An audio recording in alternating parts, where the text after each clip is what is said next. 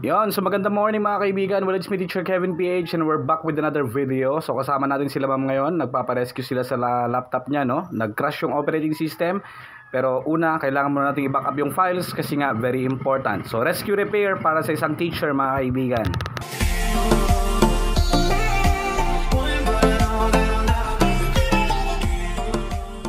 Yon, so ang ginawa muna natin dito mga kaibigan, first step natin, no? Binaklas muna natin yung hard drive ng computer ni ma'am.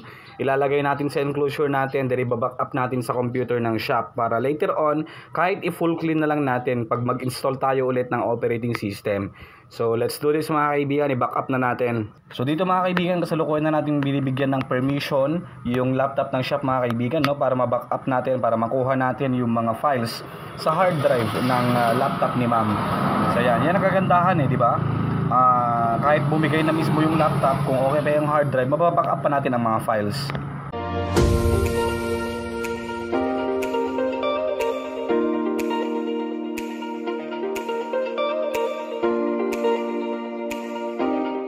Yan, so natapos na nating i-back up yung kanyang mga files mga kaibigan, files ni ma'am. Ngayon sasalpak na natin ulit, lalagyan natin ng bagong operating system kasi nag-crash na, no? Corrupted na yung kanyang OS. So ilagay lang natin yung kanyang hard drive. Na-back up na yan mga kaibigan. So kahit mag-full clean tayo ngayon, okay lang. Yan. So hindi na talaga ma-access yung lagay lang natin to.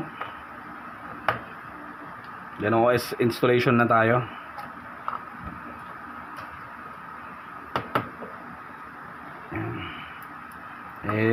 Teachers talaga ang buhay nila, mga files.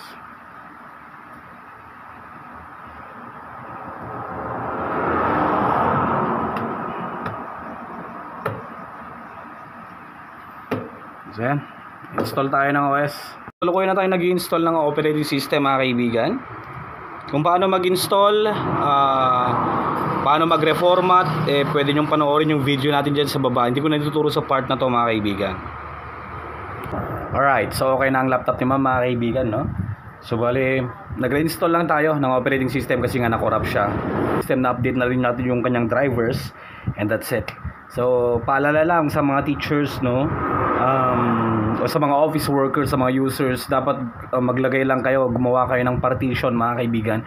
Kung ipapaayos nyo sa mga tech, make sure na magpalagay kayo ng extra partition, hatiin nyo yung inyong drive para yung for example yung drive D, no, yun ang maging parang safest partition kumbaga, kung saan nyo pwedeng i-store yung mga files niyo para kahit mag-crash yung operating system niyo, ang gagalawin lang ni technician is yung partition ng OS. So bale hindi niya gagalawin yung partition kung saan naka-store yung files.